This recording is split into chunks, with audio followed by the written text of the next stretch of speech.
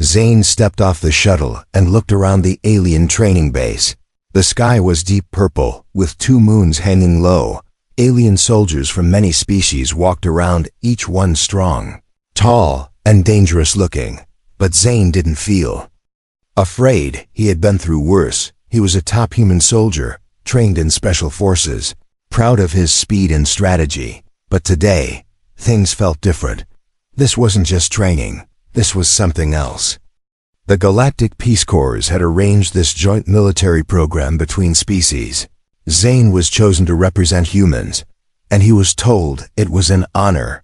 But he already didn't like the way everyone looked at him. The beast people of Varnak were the most feared warriors on this base. Huge, fast, with fur-covered bodies, sharp claws, and glowing eyes. They didn't use guns much. They believed in strength, in close combat.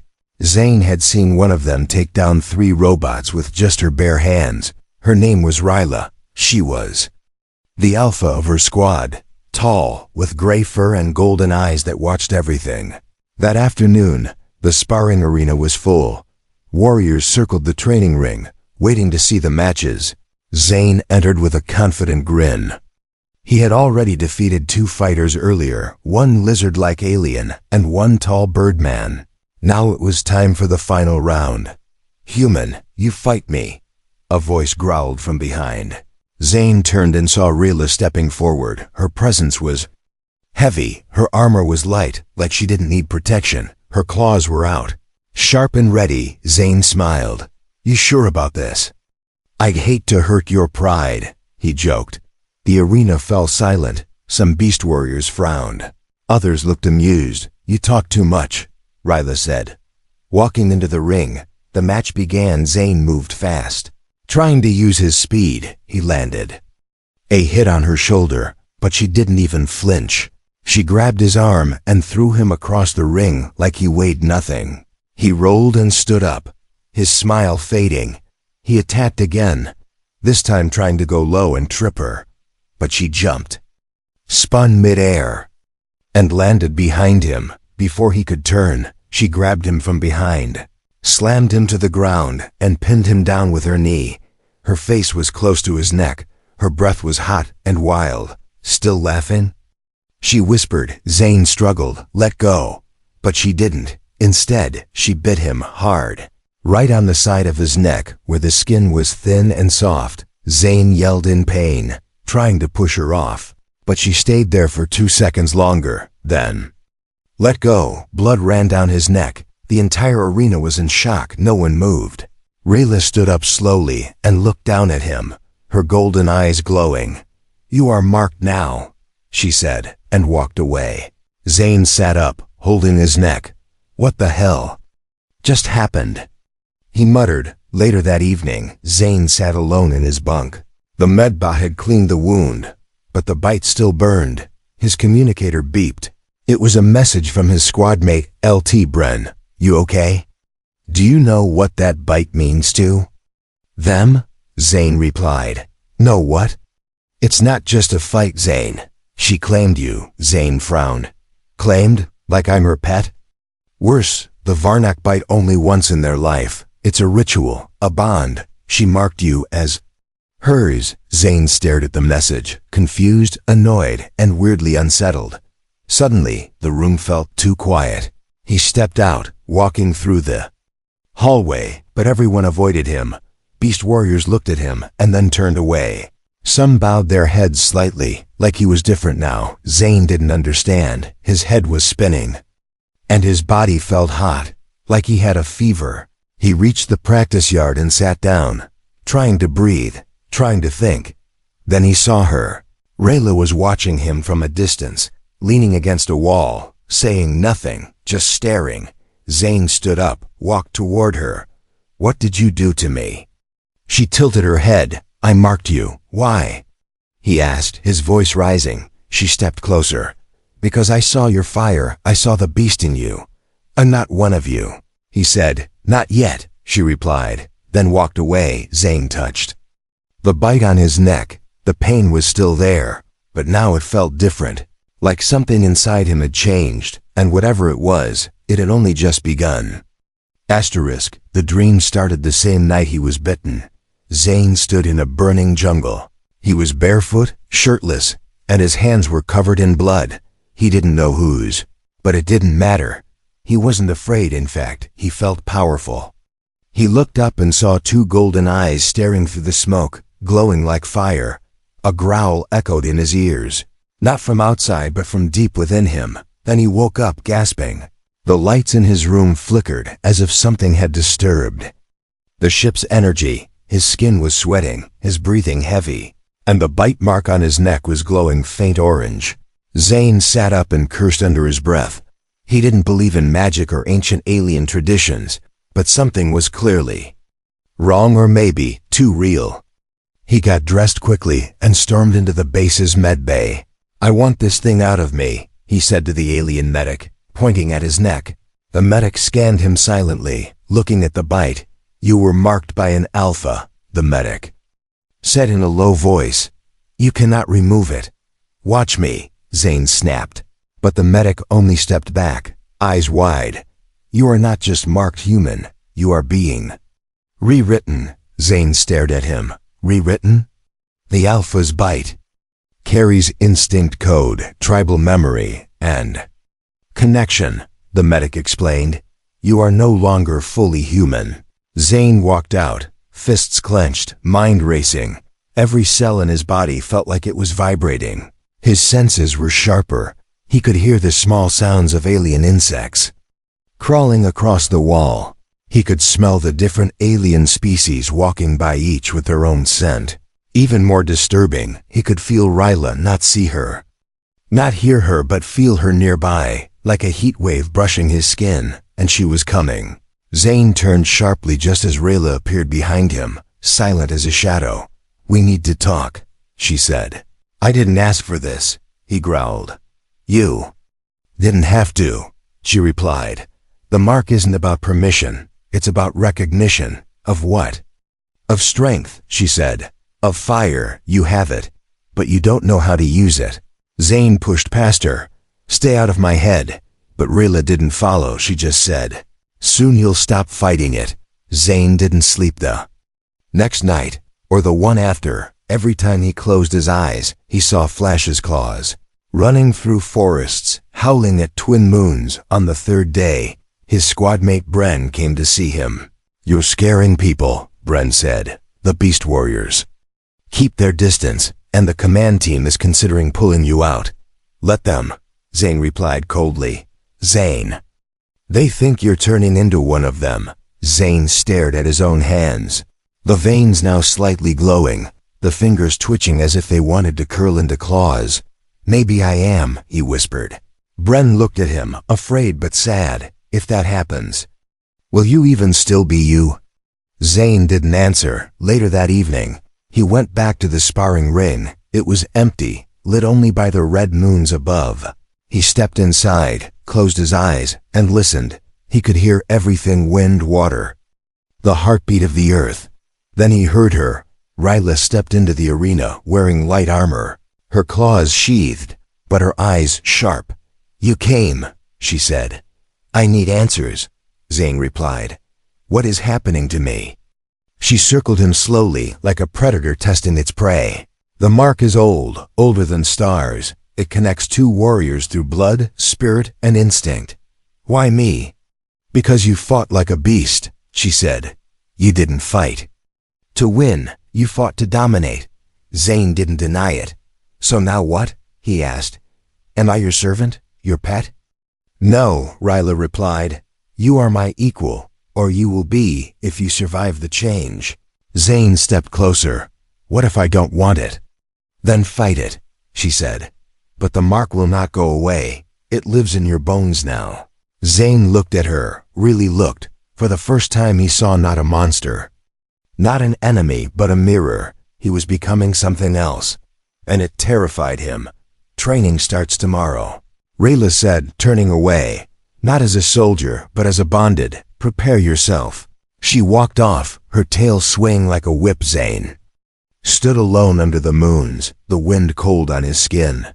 He touched the mark on his neck, which now pulsed softly under his fingers. He didn't know what he was becoming, But whatever it wasn't done with him yet. The first time Zane broke a steel bar with his bare hands, he wasn't even trying. He had just woken up, walked into the training hall, and leaned on one of the support bars. It bent under his palm like warm plastic. Everyone around him froze. Zane looked down confused. His fingers were steaming slightly, and the mark on his neck burned hotter than ever. He dropped the bar and stepped back. Heart racing, something inside him was waking up. That same day, his vision sharpened. He could see things miles away, like reading a sign across the field without moving. His hearing caught private conversations through walls, and he could smell fear on people before they spoke. But the worst part wasn't what he could do. It was what he wanted to do. The hunger came next, not for food, but for motion, for chasing, for fighting. He could feel a need to run wild, to climb high, to tear something apart with his bare hands. And every night, in his dreams, he ran on. 4 limbs through thick forests with Ryla beside him, howling at moons he'd never seen before. Zane tried to keep it together, but the beast inside was growing louder. One evening, he stood in front of a mirror and stared at his reflection. His pupils were narrower now, animal-like. His muscles looked harder, skin slightly darker. "You're not you anymore," he whispered. But even his voice sounded deeper. The door behind him opened, and he didn't need to look to know it was her. "Ryla," he said without turning. "You are adapting faster than expected," she said calmly. "It's not adaptation." Zane growled. "It's infection." Ryla walked closer, her reflection appearing behind his in the mirror. "No," she said. "It's awakening." Zane turned, frustrated. "I didn't ask for this. I didn't choose you. But the mark chose you," she said. "And it never chooses wrong." He stepped back, fists clenched. "You changed me." "No," she replied. "I saw who you were becoming, and I gave it shape." Suddenly, Zane lunged at her. They collided, crashing into the metal wall. She moved fast, too fast, but this time he matched her. Their claws and fists clashed in a blur of raw power. They weren't fighting, not really. It was more like testing limits. The room echoed with growls and metal groans. Then Ryla pinned him again, just like the first time, but this time he didn't resist. She leaned close and said, "Feel that? That's not pain, that's memory." Zane stared into her glowing eyes. "What do you mean?" "You carry my blood now, my instincts, my lineage," she said. "That mark isn't just on your neck, it's in your bones." Zane rolled away, breathing heavily. He felt alive, but it scared him. "Why me?" he asked for the 100th time. Ryla stood, calm and still. "Because you are human." Zane blinked, confused. "That's a reason?" "Humans burn hot," she said. "You fight with emotion, not logic. That's dangerous and beautiful." Zane looked away, not knowing what to say. That night, the base called for a lockdown. Unknown signals had been detected near the planet's orbit. Enemy scouts, possibly Sivern, an ancient enemy of the Varnak. Everyone geared up. The mood changed from training to war. Zane tried to report to the human command unit, but they wouldn't let him in. "Your DNA scan doesn't match," the guard said. "You've changed." "I'm still human," Zane said, angry. The guard looked nervous. "You're something else now." Zane stepped back, realizing the truth. The humans didn't see him as one of them anymore. Later, as he walked through the Beast Warrior barracks, they nodded at him with respect. Not fear, not caution, but recognition. They could feel it too. Zane was no longer an outsider. He was becoming Varnak. Ryla approached with 2 sparring staffs in hand, tossing one to him. "Training continues," she said. Zane caught the staff without looking. "Why?" "There's a war coming." "Then you better learn fast," she replied, smiling faintly. They trained through the night, moving like shadows under the alien sky. With every strike, every breath, Zane felt more complete, still angry, still confused, but no longer afraid. At the end of the session, Ryla walked over, placed her hand on his shoulder, and said, "You are no longer marked," she whispered. "You are claimed." Zane looked at her. eyes burning gold like hers. And deep inside, the beast smiled. Zane woke up crying. He didn't know why. There was no pain, no injury, but tears rolled down his face like memories pouring through cracks. Then he realized these weren't his memories. He had seen her again, not as a warrior, not as a beast, but as a child, Rayla, small and alone, hiding in a cave while flames devoured her village. Her parents gone, her pack slaughtered. Only silence and smoke remained. She had survived. But not by chance, by rage. Zane sat on the floor, breathing hard, the taste of ash still in his mouth. Their bond had gone deeper. They no longer just trained. Together, they dreamed together, every night since the mark. He had felt her memories inside him, pain, fear, hunger, pride, and every time he saw her now, he couldn't help but feel something more, something real. She entered the training hall that morning without a word. Her usual confidence was there, but her eyes lingered on him a second too long. "You saw it," she said quietly. Zane nodded. "Your childhood." Rayla didn't respond at first, then said, "It's part of the bond." "You carry my past now." Zane looked away. "I didn't ask for this." "No one ever asks," she replied. "The mark gives what's true, not what's wanted." Their training was different now, not just about fighting, but about feeling. They fought with open emotion, not control. They moved together like cinched shadows. Every blow, every dodge, every grunt was like a conversation between souls. Zane found himself understanding her without words. A glance, a growl, even a breath, and he knew what she meant. He hated how natural it felt. He also hated how much he didn't hate it. But trouble was growing beyond their connection. The humans were watching Zane closely. He heard whispers, talks of pulling him out, of detaining him, of calling him a security risk. His body wasn't fully human anymore. Even the scanner showed it. Something was changing inside his blood. And no one knew what would come next. Meanwhile, the Varnak elders had taken notice of the bond. Two warriors connected by instinct was rare, but a human and a beast woman alpha? That was unheard of. Rayla was summoned before the council. Zane wasn't allowed in, but he stood outside the chambers, ears sharp, listening. "She is weakening." One elder growled. "She lets the human inside her spirit," said another. The mark was not meant for outsiders. Zane's hands curled into fists, but then he heard Ryla's voice, steady and fierce. "I chose him, not by accident, but by instinct," she said. "The fire in him burns like our ancestors, and if you fear that, then you are already defeated." The room went silent. Zane stepped back, heart pounding, for the first time. He wondered if this bond wasn't just changing him.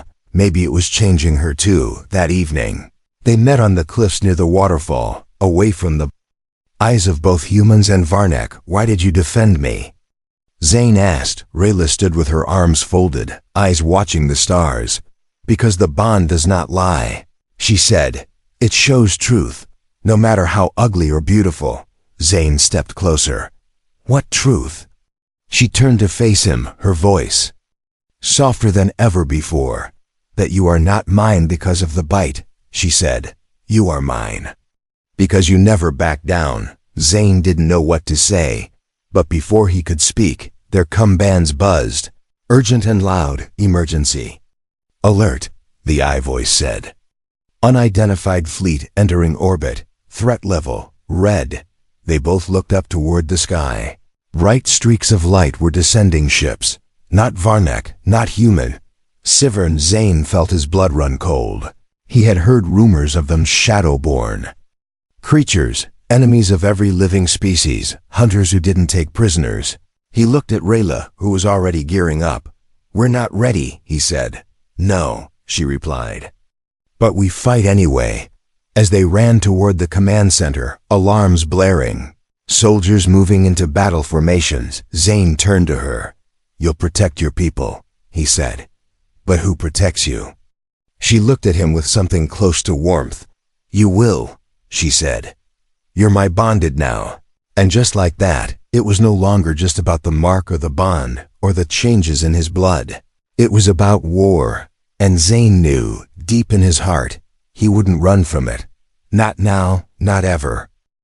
The stars were bleeding. From the ground, they looked like red fireflies, drifting across the sky. But they weren't stars. They were Sivern drop pods. Each one carried destruction. And each one came closer by the second. Zane stood on the rooftop of the command tower, watching the invasion unfold in silence. Behind him, the entire base was in motion, sirens howling, soldiers arming up, lights flashing. But all he could hear was the sound of his own heartbeat. Steady, cold, ready. Something had changed. Not just in his body, but in his purpose. For the first time since arriving on this planet, he didn't feel like a visitor. He felt like a guardian below. Rayla issued orders to her beast warriors in short, guttural language. Her presence commanded respect. Even among the fiercest of her kind, Zane joined her, dressed in new hybrid armor crafted from human tech and Varlak tribal metal. "You're late," Rayla said without looking at him. "I had to say goodbye," Zane replied. "To who?"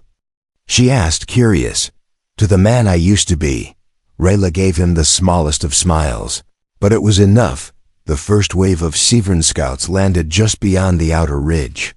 Strange, shadowy creatures with blades for limbs and no faces. They moved like smoke, fast, silent, and deadly. The humans tried to form a defense line. But the Varnak didn't wait. They roared into battle like wolves set free. Zane stood between both armies. He was the bridge. The thing neither side fully understood, but both needed. He raised his voice. Loud and clear. "Listen to me, all of you," he shouted. "We bleed different, but today, we fight together." The human commander, reluctant but out of options, nodded. Zane and Rayla led the charge side by side. The battlefield turned into chaos.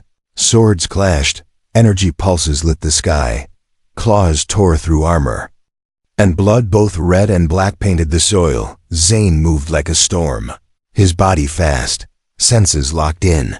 His instincts were no longer just human or beast. They were something new, something in between. He saved a young human officer from being skewered by a Sivern, then took down 2 others with nothing but a tribal blade and raw force. "Hybrid," one of the Sivern hissed before falling.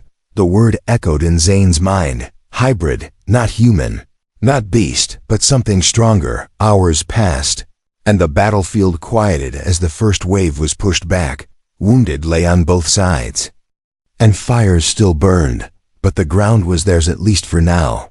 Zane collapsed beside Rayla, breathing heavy, armor cracked, blood on his hands. She leaned back against a boulder, also wounded but proud. "You fought like a bonded," she said. "I fought like me," he replied. She looked at him with sharp eyes. "That's the same thing now." Before they could rest, a message flashed on the base-wide comms. "Urgent, the Sivern are regrouping. Second wave incoming." Stronger, faster, Zane stood, his body still aching but his spirit burning hotter. "We can't hold them off like this," he said. "Not just us," Rayla nodded. "We need more." "An uprising," Zane whispered, "but not of soldiers, of belief." That night, they called a council, human leaders, Varnak elders, and outcast warriors from other species who had been quiet till now. Zane stood before them, no rank, no flag, just the mark on his neck glowing under torchlight. "I was not born into your world," he said. "I didn't choose this mark, but it chose me, and through it, I found something worth fighting for." Some looked away, others leaned in. "I don't ask you to follow me," he continued. "I ask you to follow truth. The Sivern don't care what species we are to them. We are all prey, so let's become something else, something they can't hunt." Rayla stepped beside him. "Let us rise, not as packs or squads, but as one." The room erupted in howls, chants, cheers. The war was no longer just defense, it had become a movement, an uprising of the marked, the bonded, the different. And in the middle of it all stood a man who once refused the mark, now branded by purpose and far from finished. The drums were not human. They echoed through the canyon like thunder made of bone and breath. Each beat was a warning, a signal, a vow. War wasn't coming anymore. War was here. Zane stood at the edge of the cliff, watching the armies form below. The humans wore tech armor and carried plasma rifles. The Varnak wore bone blades and war paint. Their chants shook the air, primal and fearless. He closed his eyes, listening, not with ears, but with instinct. The bond inside him pulsed like a second heart. It connected him to Rayla, to the land, even to the sky. He could feel her heartbeat. Miles away, fast and steady, Rayla stood before her pack, dressed not in armor, but in ritual cloth. Red and black, her eyes burned like twin suns. She raised her clawed hand to the air, and the Varnak howled in reply. Zane descended the cliff and joined her. You ready? He asked. We were born ready, she replied. But are you? Zane didn't answer. Instead, he drew his blade, the one forged by both human steel and Varnak stone. It vibrated in his grip, not with purpose. The Sivern were already landing in waves, dark ships dropping like poison across the valley. They moved in swarms, metal-twisted creatures with glowing limbs and empty eyes. Zane and Rayla led the charge. The two armies collided like storms. Energy blasts lit the air. Claws slashed through armor, and roars of pain mixed with cries of rage. Zane fought like something unleashed. He didn't think, he moved, he dodged. Struck, leaped. His strength had grown beyond human limits. His reflexes faster than machines, but it wasn't just physical. He felt the enemy, before they moved, before they even saw him. It was the bond that let him tap into something raw. Something old. Rayla fought beside him like a goddess of war, spinning through enemies with unmatched grace. She didn't protect him, but she didn't need to. They fought as one. At one point, a Sivern warrior aimed a plasma spear at her back. Zane spun mid-air and blocked it, sparks flying. She growled at him. You saved me. You're welcome, he said, wiping blood from his face. But in that moment, something shifted. The Sivern lines broke apart. A single, massive figure stepped forward, taller, darker, and far more deadly. The Sivern warlord. It didn't speak, but its voice echoed inside their heads. Hybrid, it whispered to Zane. You carry the curse. Zane stumbled, his ears ringing. Rayla steadied him. What did it say? That I carry the curse, Zane muttered. The warlord stepped closer, lifting a twisted blade. Zane felt fire rush through his veins. His mark burned so hot he thought it would melt his skin, but he didn't run. He charged. Their blades met. With an explosion of sparks and force, Zane fought harder than ever, but the warlord was ancient, powerful. Each strike nearly broke him. His armor cracked, bones bruised, blood pouring. Rayla tried to help, but the warlord threw her aside like a doll. Zane saw her hit the ground and not get up. Something inside him snapped. His scream wasn't human. It was a howl, full and deep, echoing across the valley. The ground trembled. His eyes glowed gold, but brighter than before. His veins pulsed with fire. From his hands, light burst, raw energy, a mix of beast and tech. The warlord stepped back, confused for the first time. Zane struck with everything he had, slamming the blade into the creature's chest. A shockwave blasted through the battlefield, sending dust and bodies flying. When the smoke cleared, the warlord was gone. Only black ash remained, but Zane didn't collapse. He stood tall, glowing, transformed. The Varnak howled in victory. The humans cheered. But Zane turned to Rayla's body, still lying still among broken rocks. He rushed to her, kneeling beside her. Her breathing was weak, her fur matted with blood. No, he whispered. Don't you leave now. She opened her eyes slowly. You howled. I did, he whispered. And I'll keep howling till you're better. She gave him a soft growl. You sounded awful. He laughed, even through tears.